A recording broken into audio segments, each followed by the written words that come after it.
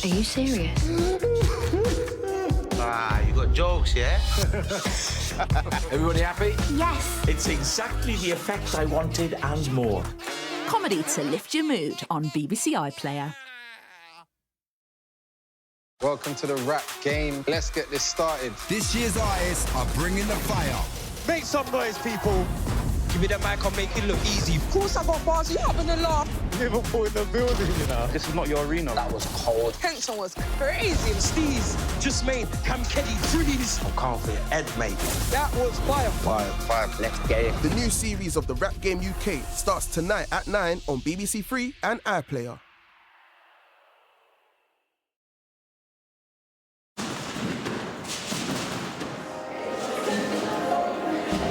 Now, the BBC News at 1 with Ben Brown. Today at 1, America decides. After one of the most extraordinary campaigns in recent memory, Election Day voting is now underway to choose the next president of the United States. Donald Trump and Kamala Harris have delivered their final pitch to voters, hoping to win over those who are still undecided. I'm in Washington, where opinion polls suggest the result is on a knife edge. Polling stations are already reporting a high turnout, and more than 80 million Americans voted by post or in person before today. And also on the programme this lunchtime, the Health Secretary orders an NHS review into earlier testing for prostate cancer after Sir Chris Hoy called for improved screening. Just get the test a little bit earlier, catch it before you need to have any major treatment. To me, it seems a no-brainer. You know, why would they not reduce the age? I can tell, Chris, we are now actively looking at the case. It's obviously got to be evidence-led, clinically-led decisions, but we are actively looking at it as a result of his intervention. Smoking outside hospitals and playgrounds in England could be banned under government proposals, but pub and restaurant gardens would not be included. And shoplifting reaches unacceptable levels and is not being tackled properly, according to a parliamentary committee. On BBC London, barred from serving in the Met, the number of rogue officers rooted out increases year on year. And the father and daughter reunited after 30 years following a chance viewing of BBC London.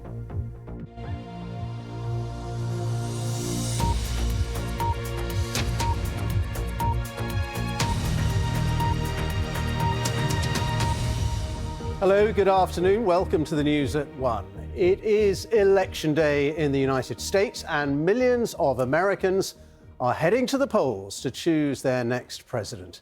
In one of the tightest races for the White House in decades, Kamala Harris and Donald Trump campaigned right up until the last minute, trying to win over undecided voters, although tens of millions of early ballots have already been cast. Well, my colleague John Kay is live for us in Washington with all the very latest. John. Yeah, good afternoon from Washington. After months of campaigning and controversy, Election Day is finally here, and America is now deciding who will be the next occupant of the White House here behind us. The two candidates held rallies late into the night. The Democratic candidate, Kamala Harris, made her final pitch in the swing state of Pennsylvania, telling the crowds that she wanted to end with energy, optimism and joy, while Republican Donald Trump told his last rally in Michigan of his ambition to fix every single problem that the country faces. Tom Bateman reports now on the final night of this dramatic election campaign. Among the first in to cast their Election Day ballots, Americans are voting after one of the most highly charged campaigns ever and a race going down to the wire. Philadelphia, welcome the next president of these United States, Kamala Harris! The Democrats finished their campaign last night with a star-studded rally in Philadelphia, where Kamala Harris took to the stage and an adoring crowd of supporters watched her final pitch for the White House. I am looking to make progress, and I pledge to listen to those who will be impacted by the decisions I make. I pledge to listen to experts. I pledge to listen to people who disagree with me. Because you see, I don't believe that people who disagree with me are the enemy.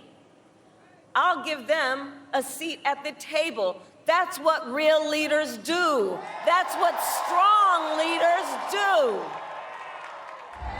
Well, with those words and this crowd, they bring to an end what has been one of the most unpredictable and contentious election campaigns in this nation's history.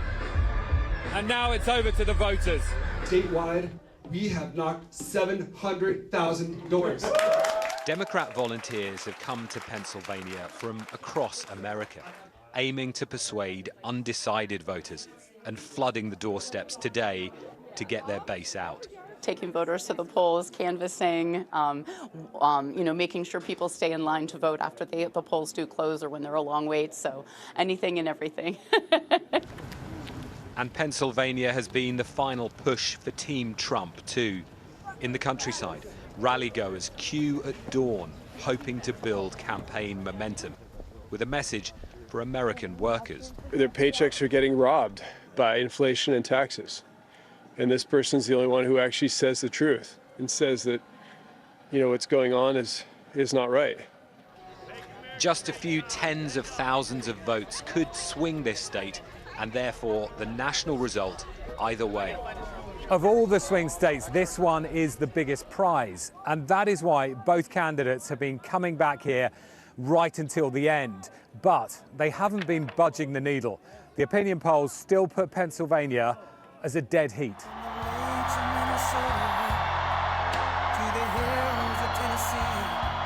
And for Donald Trump, a return to form last night, ending his tour in Grand Rapids, Michigan, where he finale'd his last two campaigns. It is another critical swing state. With your vote tomorrow, we can fix every single problem our country faces and lead America, indeed the world, to new heights of glory. But indeed, think of that statement, how beautiful that is. New heights of glory, that's what's going to happen. In a vote this close, counting in the swing states could take days or longer. They will hold the key to this election while America and the whole world watches and waits. Tom Bateman, BBC News, Philadelphia. As Americans head to cast their votes, the final opinion polls of the campaign suggest things couldn't be much tighter. There's been a flurry of polls over the last 24 hours. Each one has its own slightly different take on the figures, but if you draw out the overall trends, you can see that across the country, Vice President Kamala Harris is just 1 percentage point ahead. But that is the national picture. This election will actually be decided state by state. And if we look at the 7 crucial battleground states, the polls there have got even tighter since this time yesterday. Have a look at this. Arizona at the bottom of the screen. You can see that former President Donald Trump's edge is down by nearly a point since yesterday. The other battlegrounds are even closer than that. The basic message is that neither candidate can bank on victory in any of those states. They are all on an absolute knife edge. Well, in a moment, we will speak to our correspondent Rowan Bridge, who's in Virginia. But first, let's go to Anna Foster, who's in that crucial state of Pennsylvania we've been hearing about. And Anna, it's 8 o'clock in the morning here. Polls have opened and they seem to be busy. It is, John. Morning from the heart of Philly. It is a cold November morning. A lot of coffee being drunk in this queue behind me. But look how many people are standing in line and waiting in the heart of the city. It stretches for a whole block. And you know what? They've been here since before the doors of this polling place opened this morning. So if the candidates wanted engagement, well, they certainly got that. But in terms of who is voting for who, as you say, this state is so finely balanced. Either of the candidates could still take it. And in fact, when you look, there's some lampposts just around me where even last night I was watching them put up fresh posters. Defend democracy is what the Democrat one says, with a picture of Kamala Harris, Barack Obama and Martin Luther King. And then just a couple of steps away, there's one that says Trump safety, Kamala crime. So it really shows you how they're trying to drive those key messages home in this swing state. 19 electoral college votes up for grabs here in Pennsylvania. If you want to win the White House, you'll struggle to do it without winning Pennsylvania. But this is also, John, one of the states where the results can take a little bit more time to come through. Those 1.8 million or so advance ballots aren't even being processed until today. So it could be a few more days. They know that the results here were questioned legally last time, but all eyes will be on this crucial state over the next few hours and days, John. Anna Foster, thank you very much indeed. Let's turn to our correspondent, Rowan Bridge. He's live in the state of Virginia for us. Rowan, the polls where you are opened, a couple of hours ago now. How are things there? That's right, John. After months of sometimes bitter campaigning, as you say, it all comes down to today. So here in Alexandria in Northern Virginia, the polls just opened a couple of hours ago. We've seen a smattering of people voting this morning. The parties both have their volunteers out this morning, the Democrats and Republicans, greeting voters, offering them advice as they head into the polls. But these are scenes that are going to be repeated across this vast country, with tens of millions of Americans turning out to the polls to decide who they want as their next president. And both parties now are going to be focused on getting their vote out, because, as you say, the polls show it's a coin toss as to who will win this election, so every single vote will matter, especially in those 7 crucial swing states, which are ultimately going to decide who will be the next president. It could be a while before we have a result, though. Donald Trump was declared victor in the early hours of the following morning, but it took until the weekend before Joe Biden was declared president. Whoever wins, though, this will be an historic result. If Donald Trump wins, he'll be the first president to lose and regain the presidency in a century. If Kamala Harris wins, she'll be the country's first woman president. Thank you, Rowan. Well, as we've been hearing, it could take days for all the votes to be counted across America. But in one town in New Hampshire, the election is already over. We're talking about Dixville Notch.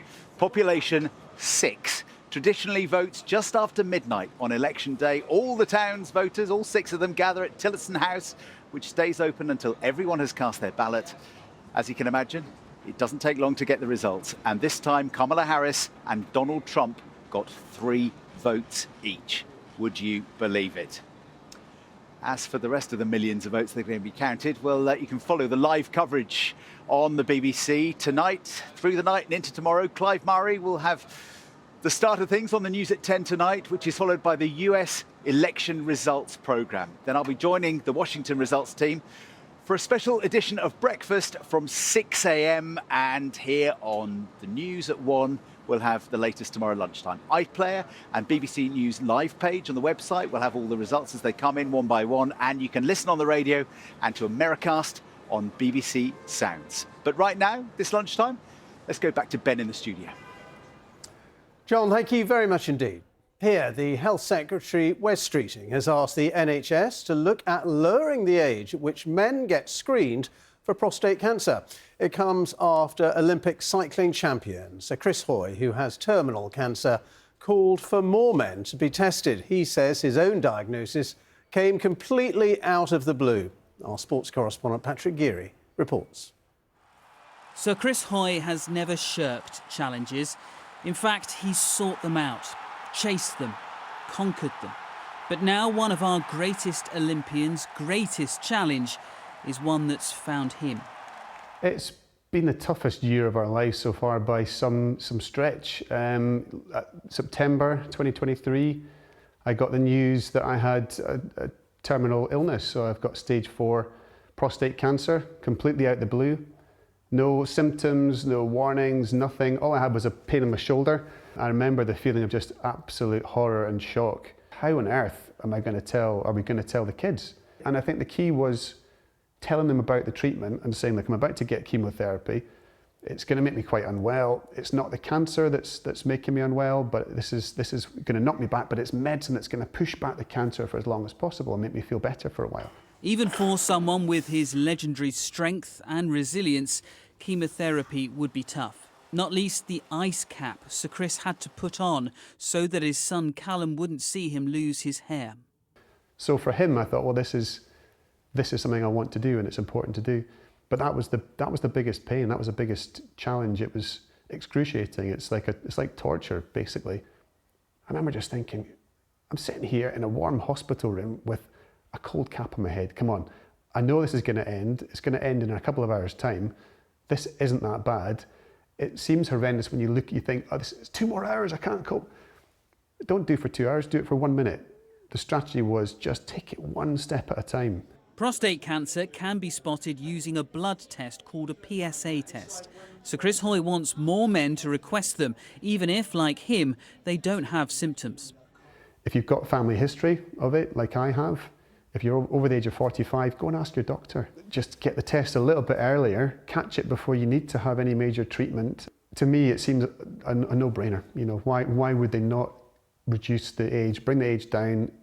So Chris doesn't stay still for long. Next year, he wants to stage a charity bike ride, the Tour de Four, hoping to get others with stage 4 cancer in the saddle. This master of speed knows the power of the present. You know, if somebody's watching this right now who's just had a horrendous diagnosis like me, to sort of look and think, well, blimey, I didn't think you could look like that or still be living a full life a year on from getting that diagnosis. Well, there's hope out there. Well, after that call from Sir Chris Hoy for the screening age for prostate cancer to be lowered, the Health Secretary told BBC Breakfast that the Health Service is considering it. So I think he makes a powerful argument there. That's why I've asked the NHS to look at the case for lowering the screening age on prostate cancer, and it makes a particularly powerful case where there's family history. I'm sure his appeal to people who've got a history of prostate cancer in their family to maybe think about asking for an earlier check will already be heeded by people watching. And the final thing I think he's already made a difference on is there will be lots of people out there living with cancer at the moment, either themselves or someone they love. And the way in which he has spoken so openly and full of optimism about his own journey with cancer, I think will have given hope and inspiration to millions of people across the country. So that's the Health Secretary. We're joined now by our health correspondent, Dominic Hughes. So, Dominic, the NHS are now looking at this. How significant is that? Well, I think anyone listening to Sir Chris Hoy would think he's got a point. I mean, certainly people for whose risk is raised when they've got a prostate cancer in their family, or, for example, Black or Afro-Caribbean men who face an increased risk of prostate cancer, it makes perfect sense. 1 in 8 men will develop prostate cancer in their lifetime. But what we heard the Health Secretary say was any changes need to be evidence-based. And that really is the nub of this. Screening using just a PSA test, this blood test, is problematic because it can cause, for example, false positives. So causing unnecessary treatment, that can have repercussions as well. There are also some prostate cancers that are just stable and will stay for you for your lifetime, and they're not going to kill you. So a PSA blood test is the start of a process. It will then be followed up. If there are signs that there are problems, it could be followed up with further biopsies or scans. But if there's one thing that Sir Chris Hoy has done, he's got us all talking about it, hasn't he? And that really is a very valuable service. Yeah, indeed. OK, Dominic, thank you so much. Just to say, you can hear more of Sir Chris Hoy's interview here at 1:45. And there is also a special programme, Sir Chris Hoy Finding Hope. It's on BBC One at 8 p.m. tonight and on the BBC iPlayer as well. Plus, if you're on the move, you can listen to the interview in full on BBC Sounds. Now, the new Conservative Party leader, Kemi Badenoch, has held a first meeting of the shadow cabinet that she has just formed. She says her team draws on talents from across the Tory party. Let's join our chief political correspondent, Henry Zeffman, who's at Westminster with the latest. Henry.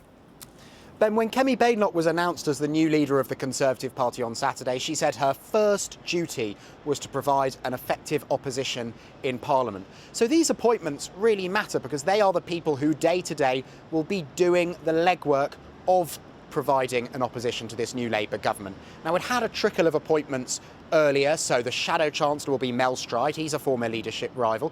The Shadow Foreign Secretary, Priti Patel, another former leadership rival. Shadow Justice Secretary Robert Jenrick, who of course was the last leadership rival standing. The other big job that we've found out today is Chris Philp will be the Shadow Home Secretary. He'd been a junior minister in the Home Office under previous Prime Ministers when the Conservatives were in government.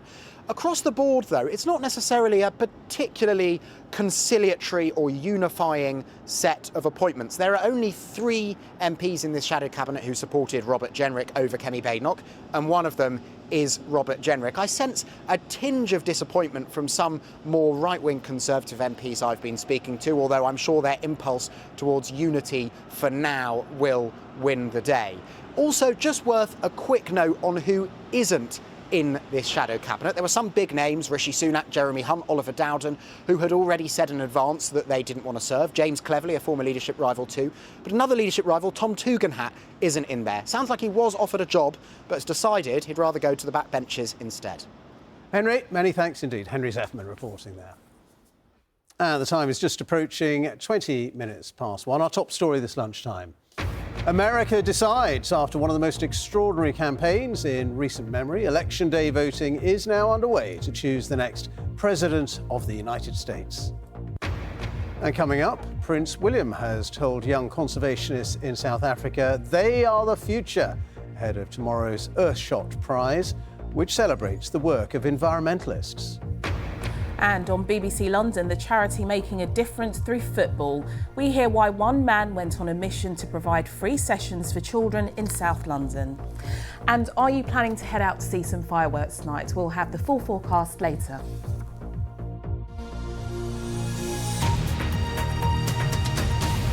A man accused of murdering his 10-year-old daughter has been giving evidence in court. Irfan Sharif denies killing Sarah Sharif, whose body was discovered at the family home in Woking in August of last year. Her stepmother and uncle also deny murder. You may find some of the details of the evidence distressing. Let's join our correspondent Helena Wilkinson, who's been in court for us. Helena, just talk us through what the court has been hearing today. Well, Sarah Sharif's father, Irfan Sharif, has been giving evidence for the last half an hour or so. He's been in the witness box, speaking quietly, at times emotional. At the start of his evidence this morning, he was asked by his barrister, Naeem Mian KC, are you, Irfan Sharif, responsible for the death of Sarah Sharif? Irfan Sharif replied, no. He was then asked by his barrister, did you, Irfan Sharif, bite Sarah Sharif? Never, Irfan Sharif replied. The barrister then went on to ask Mr. Sharif, did you, Irfan Sharif, burn Sarah Sharif? No, was the answer from Irfan Sharif. And then his barrister went on to ask him, did you, Irfan Sharif, beat Sarah Sharif with a cricket bat? Again, the answer from Sarah Sharif's father from the witness box was no. Earlier, the barrister for Irfan Sharif gave an opening statement to the jury, and he told the jury that Irfan Sharif came home on the 8th of August last year to find Sarah's body limp in the arms of her stepmother, and that he begged for an ambulance to be called while performing CPR. Sarah was found on the 8th of August in a bunk bed in the family home in Woking in Surrey. She was found with dozens of injuries. Her father, Irfan Sharif, her stepmother Beenish Batul and her uncle Faisal Malik, they all deny charges of murder, and they all deny charges of causing or allowing the death of a child. Irfan Sharif will continue his evidence here at the Old Bailey this afternoon. Helena, thank you very much. The smoking ban in England could be extended to include outdoor areas close to schools, hospitals and children's playgrounds. Vaping could also be banned in these areas under plans announced by the government as part of the Tobacco and Vapes Bill, which will be introduced in Parliament today. Our health editor Hugh Pym has this report. Plans for a gradual introduction of a smoking ban were put forward by the last government. This would raise the legal age for tobacco sales by 1 year every year, meaning that anyone aged 15 or under now could never be sold cigarettes. There were also proposals to crack down on underage vaping, including restrictions on packaging and flavours. Now Labour are taking forward the plans with added new elements. These include an extension of the current smoking ban to some outdoor spaces, including children's playgrounds and areas near schools and hospitals, and a vaping ban in some of these spaces. There'll also be a licensing scheme for retailers with on-the-spot fines of £200. The plans will be put out to consultation. This is a bold package to tackle one of Britain's biggest killers and to tackle addiction. And it's something that I hope will command cross-party support that we will all be able to be proud of. Some NHS trusts already ban smoking in their grounds. The proposed legal ban will apply to smoking outside hospital sites. Sort of agree with that, but you've got people that are quite ill. They're never going to stop smoking. I'm probably going to, probably one of them as well. But if it does, I think go a bit further down the road, have a cigarette and go back to your hospital bed. The proposed licensing scheme will apply to shops selling tobacco, nicotine and vaping products. Vaping has got into the hands of youths, and that is appalling, but it has to be put into proportion. There's over 5 million vapers. The vast majority were ex-smokers, and therefore with this systematic increase in regulation, it's important that we haven't gone too far that ultimately prevents the further 6 million smokers from accessing this transformative product set. Scotland already has a registration system for retailers and, along with Wales, a ban on smoking outside hospitals. Officials say the plans will have a positive and lasting impact, but there will be no shortage of debate before they're finalised and put in front of Parliament. Hugh Pym, BBC News. The authorities in Poland have warned that incendiary packages placed on cargo flights earlier this year may have been practice runs by Russia's spy agency for attacks on transatlantic planes. One package caught fire in a warehouse in Birmingham in July, another on the ground in Germany, and 2 more were found in Poland. Well, we can join our security correspondent Frank Gardner for more details. Frank, quite an alarming warning then from the Polish authorities. Yeah, let's kind of break this down, Ben, into what we know as fact and what the allegations and suspicions are. So there were at least 4 devices earlier this year in the summer that were sent to the offices or sent on cargo planes, which then self-ignited. 3 of them self-ignited. One at Minworth, in a suburb of Birmingham, at a DHL warehouse, and that has been the subject of a Metropolitan Police counter-terrorism investigation to find out if there was any foul play suspected. There was one in a container in Leipzig, another one in Warsaw, and another one was intercepted. Now, more details have emerged from both from what Polish prosecutors have said, and also US officials have been leaking a bit of stuff to the media there, and it's been reported here too. They say that these devices contained a magnesium compound which burns at very high temperatures, and the German authorities have said if this had happened on a plane in midair, it would quite possibly have crashed. All of this is suspected to be part of a Russian hybrid warfare program. Russia denies it. Frank, thank you very much indeed. Frank Gardner reporting there. Nearly 600 police officers were sacked and barred from returning to work in the year to March. That's according to new figures from the College of Policing.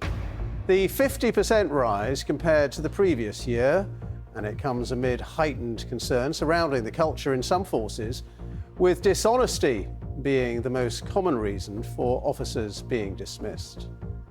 Sir Alan Bates, the leading campaigner for wrongfully accused sub-postmasters, is giving evidence to MPs today.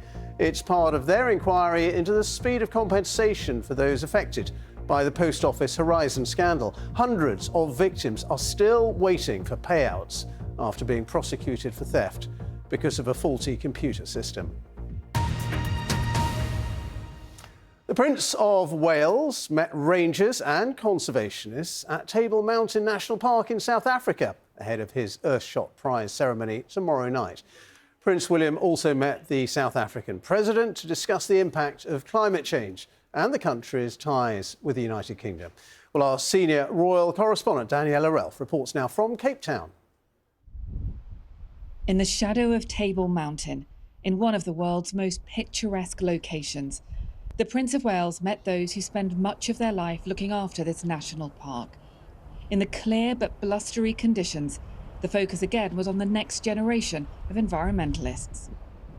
Prince William's visit here is about the sheer beauty of South Africa and the role young people have in accessing it and preserving it. Dressed in sustainably made clothing, Prince William heard from the rangers and volunteers in this biodiversity hotspot. I really loved having a conversation with Prince William surrounding the importance for support of rangers. It is true that they are on the front line of conservation. And you have to remember these days, conservation, it can be a dangerous business. Amidst the dangers and the risks, Prince William also wants his message this week to be one of hope. Talking to young environmentalists, he made his mission clear. We believe in you, and what you're going to do is change the world. I really believe that. This is the generation right here that's going to do that. And your solutions and your impact are so important and so needed right now. This was a room full of people with environmental solutions and plans who had their chance to share them with Prince William. It was mind-blowing for me. I was like, oh my goodness, please tell me I am human. I had to pinch myself from time to time to remind myself that I am alive, but also it validates the work that I am doing. There was a bit of diplomacy here today too. The Prince of Wales met the South African President, Cyril Ramaphosa, thanking him for what he said was the warm welcome he'd received here. But this trip is mostly happening away from official meetings and with those on the ground trying to manage the world's biggest climate challenges. Daniela Ralph, BBC News, Table Mountain National Park. And just a reminder of our top headline this afternoon. America decides after one of the most extraordinary campaigns in recent memory. Election day voting is now underway to choose the next president of the United States. And coming up, we'll be hearing from the six-time Olympic cycling champion Sir Chris Hoy, who's given his first television interview since being diagnosed with terminal cancer, and how he is focusing on the positives. We're going to have a full weather forecast coming up for you in the next half an hour. Now, though, it's time for a quick look at the weather with Stav. Hi, Stav. Hi there, Ben. Thank you very much. Good afternoon to you. I've been searching the Weather Watcher photographs for some sunny pics, and Scotland is enjoying most of the sunny spells through this afternoon. The spells coming and going at times. Lovely photograph there, Stirling. But most of the skies across the UK are much like this one in Surrey, rather grey and gloomy. And we'll hold on to the cloudy conditions through this evening and overnight. So if you are heading out to any organised events for bonfire nights, it should be mostly dry, cloudy and fairly mild. But with high pressure overhead for the rest of this week and into the weekend, it looks like it will stay pretty much as we've been experiencing over the past week. Rather cloudy, misty and murky with limited spells of sunshine, but remaining on the mild side. I'll have more for you in about half an hour. Ben. Stav, thank you very much. See you a bit later on. Let's go back now to Election Day in the United States, where there are long queues of voters at many polling stations, with tens of millions of voters choosing their next president. Well, Election Day polls are now open in several swing states where the results will be absolutely crucial in deciding who takes over from Joe Biden at the White House. Let's go back to my colleague John Kay, who is live for us in Washington with the latest. John. Yeah, Ben, it's 8:30 in the morning here on the eastern side of the United States. And here in Washington and in dozens of other states, voting is now well underway. Polls across the rest of the United States will be opening in the coming hours. A third of the electorate, that's 82 million people, have already cast their ballots in early and postal voting. This is a huge democratic exercise. And becoming president isn't just a matter of who gets the most votes. Think of this not as one national election, but as 50 state elections. Here's how it's going to work. The president is not chosen directly by voters, but by something called the Electoral College. Each of the 50 states gets a certain number of votes in that Electoral College, depending on the size of its population. The size of the circles here represents the number of votes that each state gets. For example, the most populated state is California. It gets 54 votes. It's largely Democrat, so if more people vote Democrat in California, all 54 votes go to the Harris camp. Whereas Texas, the second largest state, is largely Republican, so all of its 40 votes are likely to go to Donald Trump. The total number of Electoral College votes across all 50 states is 538. So the overall winner is the first candidate to get more than half of them. 50% +1 of the Electoral College is what they need, so the magic number is 270. Well, there are media teams here from all over the world in Washington because whoever is elected US president will have an impact globally. So if I look into this camera, it looks like I'm here on my own at the White House, but if I turn to this one, you will see we have company. There are teams here from, Italy, France, Germany, South America. They're all here. You walk around, you hear every language under the sun. So how is the BBC preparing to bring you the results tonight and tomorrow?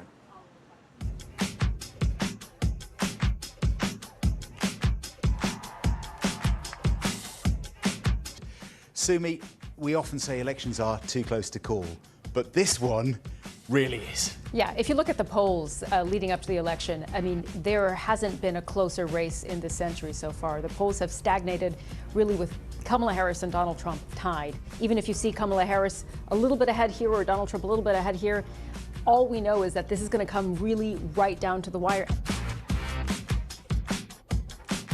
We will have a ton of information coming into the BBC on the night, and it's about getting it out as much as possible to our audiences. Hi, John. Yeah, that shot's looking really brilliant so far. Would you have done something differently than President Biden during the past 4 years? There is not a thing that comes to mind. They're eating the cats. They're eating the pets. So on the night, I'll be here at the touchscreen, going through all the results as they come in, state by state, east to west, and of course we're going to be focusing on the 7 battleground states. We've been looking at the various routes the two candidates have to the White House.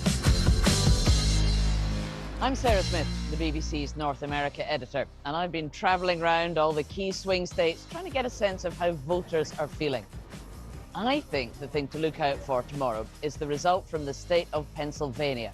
It's the biggest and most important of the swing states, and the polls suggest it's absolutely on a knife's edge. Katrina, whoever wins, it's history. It really is, and both candidates are setting this out as a battle for the soul of America. But either way, you're potentially going to have the first female president in this country, the first black woman, the first Indian American woman. Or you're going to have an individual who was already president, sat out for 1 term, and is back in again, twice impeached, a convicted felon. It's a dramatic, dramatic time for the United States, and of course what that means for the world as well.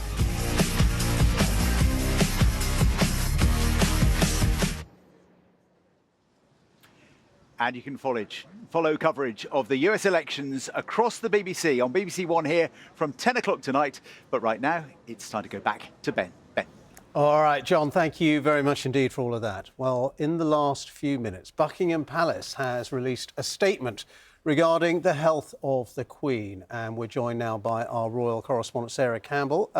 Sarah, just bring us up to date on what the Palace have been saying. Yeah, indeed.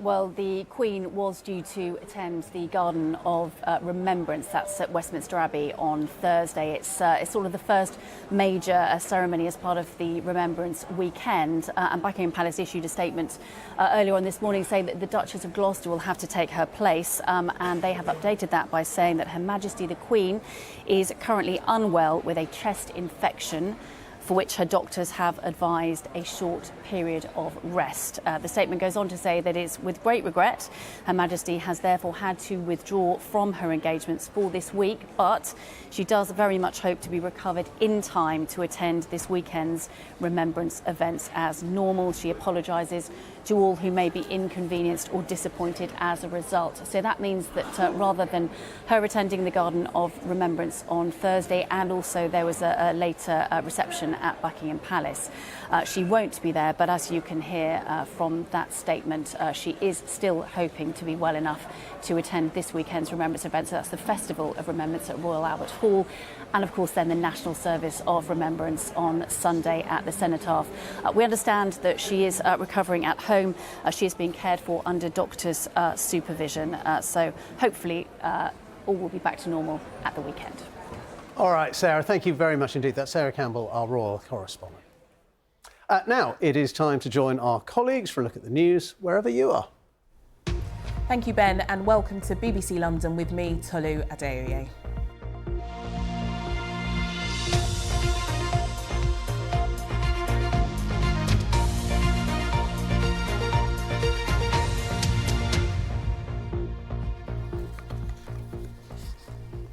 Good afternoon. 123 Met Police officers have been sacked and barred from the profession in the last year. The numbers have been rising steadily year on year from 50 in 2020. The force says an improved approach and systems mean it's made significant progress in identifying staff who commit offences and corrupt the Met's integrity. Jim Weeble reports. It's a crime that shocked the nation, the murder of Sarah Everard in 2021. The perpetrator, Wayne Couzens, a serving officer at the time with the Met Police. That sparked an increase in public concern over the culture within the police. That same year, 2 Met officers were dismissed for taking pictures and sharing the images of the dead bodies of Nicole Smallman and sister Biba Henry. Jamie Lewis and Dennis Jaffa were subsequently jailed for their actions. Now these latest figures from the College of Policing show for the Metropolitan Police in the 12 months to March this year, 123 Met officers were sacked for gross misconduct. It comes after new rules last year strengthened the process for hearings with misconduct panels, chaired by a chief constable or deputy, supported by an independent lawyer and a layperson.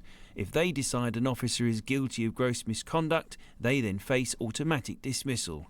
Nationally, nearly 600 officers were kicked out of the service, a 50% rise on the previous year. Assistant Chief Constable Tom Harding, Director of Operational Standards at the College of Policing, said the figures show that we have effective, robust procedures to identify and deal with these officers swiftly. It shows there is nowhere to hide for people who fail to meet the high standards set across our police forces. Jim Weeble, BBC London. 2 more cases of a potentially deadly strain of the Mpox virus have been detected in London, bringing the total number of UK cases to 3.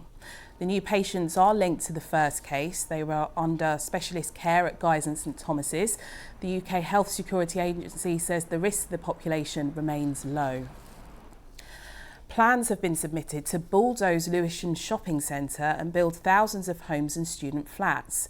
The proposals by Landsec include a 23-storey co-living block with 445 studio rooms. Later phases of the developments will feature over 1,000 homes in 7 residential blocks.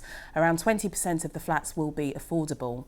The plans are expected to go before Lewisham Council Planning Committee early next year. Next, to the remarkable story of how a woman came to be reunited with her father after 30 years following a chance viewing of BBC London. Mika had been told her dad slept rough in Tottenham. She was watching the story of a Good Samaritan who helps homeless people in the area on our programme and decided to contact him to see if he'd ever come across her dad. Jessica Ure has the story.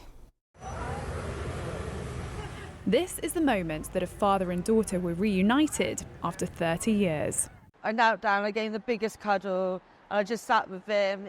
It felt very surreal, it was very emotional, but it felt very homely and warm all at the same time. And this is the man that made it happen. How's your journey been? Yeah, it was good, thank you. Mika had been wanting to find her father but had no way of locating him. All that she knew is that he had been sleeping rough in Tottenham, and then she saw this. Tonight, check this out. A 34-year-old from Tottenham helping the homeless across the capital with a little help from a cycling group he started. My name's Veril Paul Walcott. I'm from Tottenham and I started the Homeless Network. On the TV they were showing all the stuff does the homeless out with the bikes and stuff, and I thought, well, it's got to be worth a try. He might ignore me, but I'll give it a go. So I messaged him, and then 20 minutes later he replied back saying, yeah, I've located your dad. So when Mika contacted me, I was so taken back by the news that she'd basically found her father through connecting with me, that I actually went down and visited him. I had a discussion with him and I said, I've got something I want to say to you and I'm not sure how you're going to take it. And he's like, okay. I said, well, there's someone called Mika that would like to see you. And he looked up at me from looking at the ground. He looked up at me and his eyes filled up and he goes, how do you know my daughter? Yeah, I want to see her. Tell her I want to see her. And he gave me a little voice message to play back to send back into to his daughter in Wiltshire so she could hear her dad's voice for the first time after 30 years. Veril kept in touch with Mika and Omar until she was ready to come to London to meet them. Went over and hugged him, and yeah, it was a really surreal moment, but it didn't feel like a stranger, if you know what I mean. It did feel like home in a very weird way. Mika now comes to London often to visit her father. He doesn't have a phone, but he's never missing for long because Veril keeps in touch.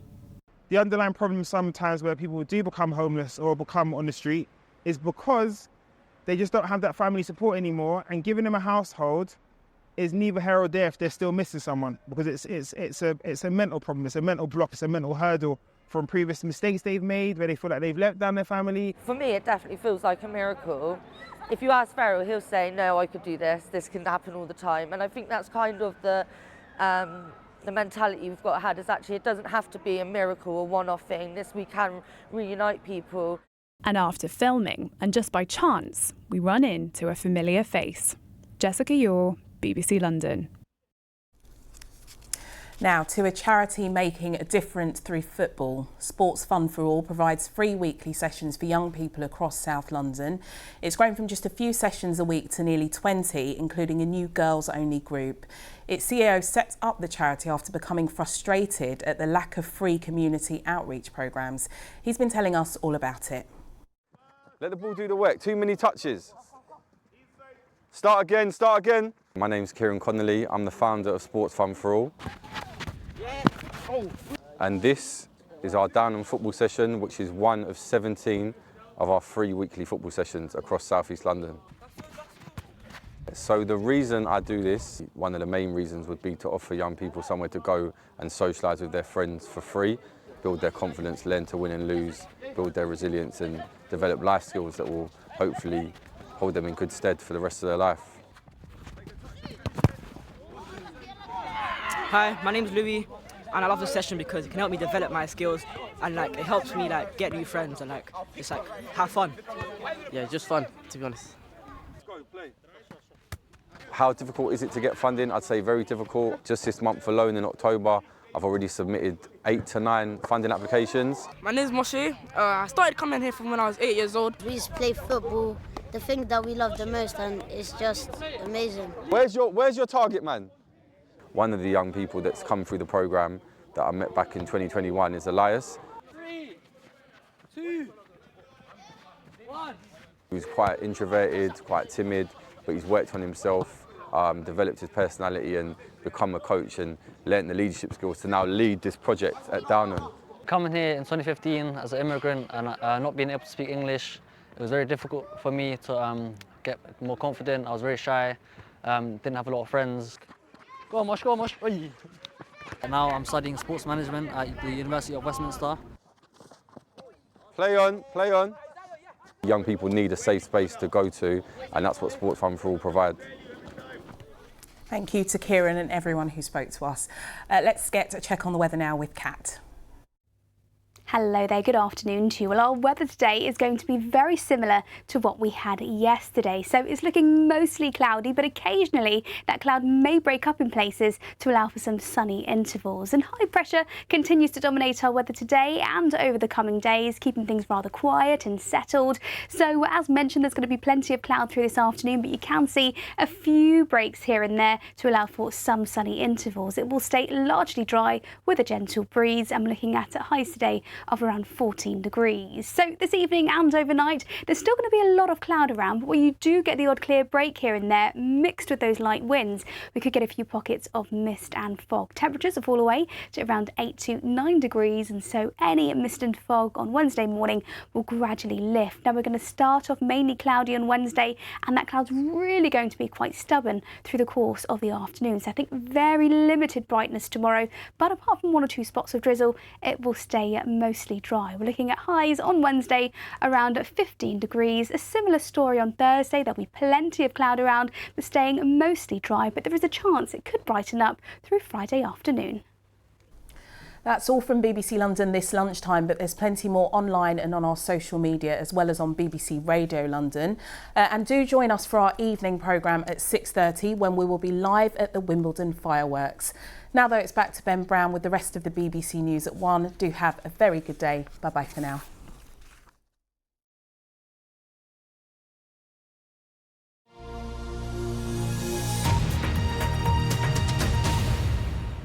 Welcome back. Let's hear more now from Sir Chris Hoy, who has told BBC Breakfast that his terminal cancer diagnosis came completely out of the blue. And he described the nightmare of having to tell his children about it. Well, in his first television interview since revealing the news, the six-time Olympic cycling champion said it has been the toughest year of his life, but he is still grateful for every day. Here's our sports correspondent, Patrick Geary. It's been the toughest year of our lives so far by some stretch. September 2023, I got the news that I had a terminal illness. So I've got stage 4 prostate cancer, completely out the blue. No symptoms, no warnings, nothing. All I had was a pain in my shoulder and a bit of a pain in my ribs. You know, I'm 48 years of age now, still lifting weights in the gym, still exercising hard. I just thought it was aches and pains, but this ache and pain didn't go away. And eventually they suggested go for a scan. I assumed it was going to be tendinitis or something, you know, and it was just going to be lay off weights or lay off cycling for a wee while and get some treatment and it'll be fine. So I went to get a scan, went there by myself, normal sort of routine thing to do, get a scan. And when the scan result came back, it was a tumour. And it was the biggest shock of my life. I remember the feeling of just absolute horror and shock and almost seeing the reflection in the doctor's face as well. He was pretty shocked too. I don't think that was a common thing to happen. And from then, you know, appointments and seeing different doctors and different hospitals and scans and appointments. And it was just, yeah, like you were in this world where you felt like you were just existing. You weren't living. It was just like a living nightmare. And trying to get my head around what was happening, what can we do about it, get to the bottom of it too and find out where was this tumour a symptom of something else. And in the end it was secondary bone cancer from prostate cancer. And you know, I'd had zero symptoms, nothing to point me towards that might be an issue. And yeah, we were given the news that this was incurable, stage 4, so it already spread.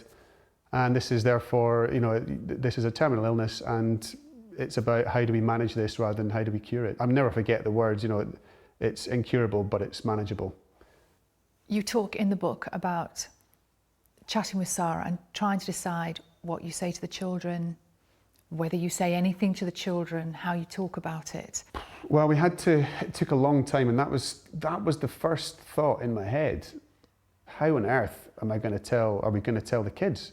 You know, it's just this absolute horror of, oh my God, you know, it is a waking nightmare, a living nightmare. And I think the key was telling them about the treatment. You know, that pain in my shoulder that Daddy's got, well, you know, have you heard of a thing called cancer? This is what it is. I'm saying, like, I'm about to get chemotherapy. It's going to make me quite unwell. It's not the cancer that's making me unwell, but this is going to knock me back, but it's medicine that's going to push back the cancer for as long as possible and make me feel better for a while. But in the short term, I'm going to be feeling a bit unwell. And I think kids live in the here and the now, and we can learn a lot from that, I think, as adults, but whatever comes in the future, we'll deal with that too. We're used to you being physically capable of anything, but even you found chemotherapy incredibly hard. It was one of the biggest challenges I've ever faced and gone through. It was, you know, for a start, you are approaching it at a time when you're incredibly vulnerable and depleted and still reeling from the diagnosis, which was only a few weeks before I started the chemotherapy. It's not a pleasant experience. I don't want to scare people away, but essentially, you're getting poison pumped into you, and I was ready for that part. I knew what the process was. I understood it all. What I wasn't really ready for, I think, was they put like it's minus 27 Celsius mittens and socks on, and an ice cap as well. The hands and feet is to stop you losing the sense of touch. For your head, it's to prevent hair loss or to minimise hair loss. And I wasn't that fussed about, you know, I've not got much hair anyway. I wasn't fussed if I lost it. You know, I thought that's a small price to pay. But my son, you know, Callum was quite worried about what might happen. You know, are you going to lose your hair? I think he was worried about what it'd be like if I just suddenly turned up to pick him up at school with no hair, and it might be a shock for him. So for him, I thought, well, this is something I want to do, and it's important to do. But that was the biggest pain. That was the biggest challenge. It was excruciating. It's like torture, basically. I remember just thinking, I'm sitting here in a warm hospital room with a cold cap on my head. Come on, I know this is going to end. It's going to end in a couple of hours' time. This isn't that bad. It seems horrendous when you look, you think, oh, this is 2 more hours, I can't cope. Don't do it for 2 hours, do it for 1 minute. The strategy was just take it one step at a time. You know, looking back now, my grandpa died from prostate cancer, my dad has had it, has been treated for it. So it is a genetic thing, it is in the family, but it can happen to anybody, you know, and it's not necessarily for old men, you know, and 1 in 8 men will have prostate cancer in their life at some point, but if you've got family history of it, like I have, if you're over the age of 45, go and ask your doctor. Sir Chris Hoy, and you can hear his full interview on a special programme, Sir Chris Hoy Finding Hope. It's on BBC One at 8 p.m. tonight and on the BBC iPlayer. And if you're on the move, you can also listen to the interview in full on BBC Sounds. OK, let's get more on the weather now. And Stav is back with us. Hello again, Stav. Hi there, Ben. Thank you very much. Good afternoon to you. Well, this anticyclonic gloom is persisting. It looks like high pressure will hold on for the rest of the week, even into next week as well. So a lot of places staying cloudy, misty and murky. A Weather Watcher photograph shows pretty much what the whole country will be looking at. But there are some spots where we're seeing the sunshine, the best of it across central eastern Scotland, and a few glimmers across the southeast. But the rest of this week will stay mostly cloudy and dry, some patchy fog and drizzle in places. And what you will notice, it'll continue mild, both by day and by night, and turn even milder, I think, from Wednesday onwards. So we've got a couple of weather fronts ganging up on the northwest of the UK at the moment, but they won't really make inroads until Friday. But even then, they'll be fading as they push into the area of high pressure. So the best of the sunshine then generally across central, eastern and southern Scotland, a few glimmers in the southeast, temperatures around the low to mid-teens. Now, if you're heading out this evening for any organised events, bonfire night, it looks like it'll be mostly dry across the country, cloudy and mild. And through the night, that's how it's going to remain. Again, any clear skies across the northeast of Scotland, where we see the sunshine today, we're likely to see the temperatures dip close to 1 to 2 degrees there in northeast Aberdeenshire. A bit of mist and fog, but for most it's a mild night, 6 to 10 Celsius.